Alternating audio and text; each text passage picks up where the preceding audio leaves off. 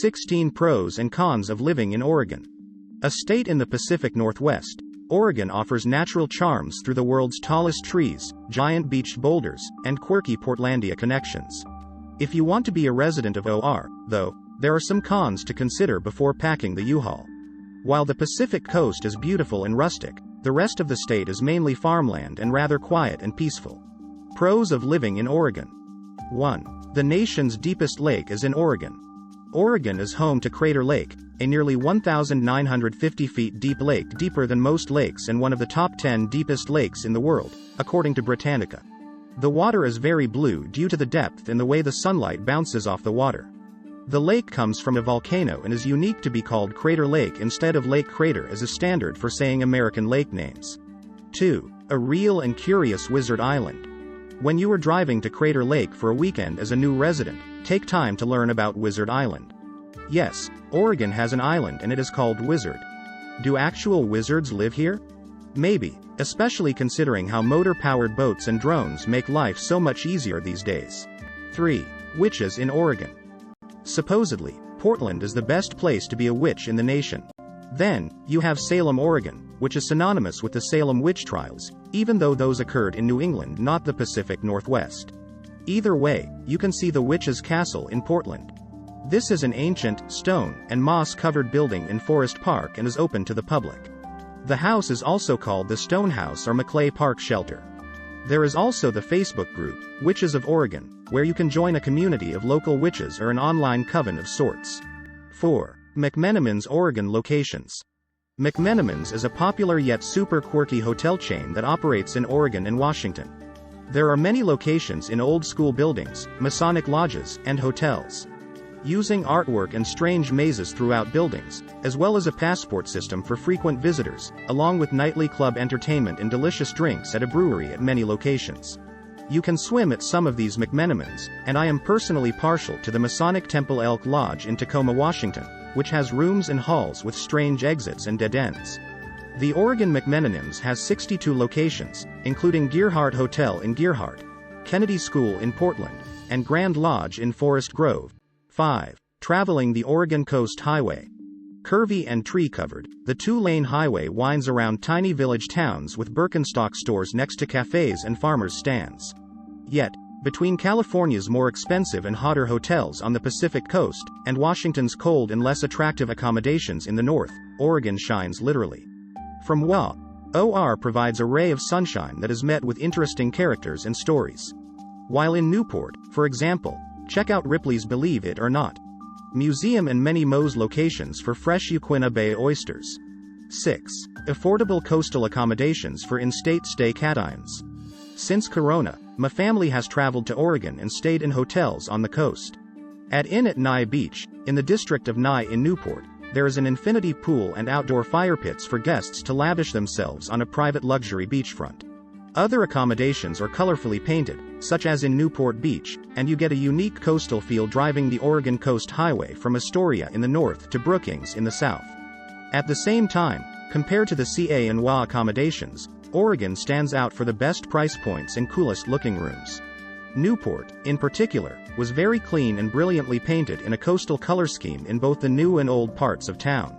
7. Nutella is an Oregon state spread, but not really. Actually, hazelnut is the state nut in Oregon. The state is the only one with a nut, isn't that nuts? It is to me, as someone born in Georgia, that I would assume we would have chosen the peanut as a state nut. Either way, a hazelnut and chocolate spread is delicious. Add some hazelnut foods to your list of items you plan to buy locally when you move to Oregon. 8. They pump the gas for you. The proverbial, they, refers to whoever works at the gas station and will pump your gas or diesel for you into your vehicle. You do not even have to ask, it is preferred full service, and attendants are hired to do this job. I recently tested the theory with a drive to Oregon, and when I went into the station to prepay, I also used the restroom. By the time I returned to my Outback, the car tank was nearly full and the pump was registered at $25, and I was ready to go on my way. If you hate the smell of gas or do not want fuel on your clothing, move to Oregon. Cons of living in Oregon.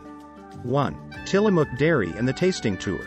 If you are vegan, you are going to hate driving on the Oregon Coastal Highway for one reason and one reason alone: the Tillamook factory takeover of Tillamook. The dairy and customer shops are all right along the highway, which is in the center of Main Street, USA, where the only traffic comes from actual cows. It is a bit disappointing, actually, but for vegans who want to save cattle, Tillamook is downright disappointing. And traffic in this one red light town can be a headache at going home time. 2. Witches on paddleboards on the Willamette River. I have to say that if you are not a fan of witches, you might not want to live in Oregon. The state is, after all, famous for its witches and houses of witches, and Salem in name alone sends chills down some spines. If you are concerned about witches on paddleboards doing festival parades on rivers, which is a real event, and the spells they might cast your way, well, avoid Oregon. 3. Homeless count of Portland.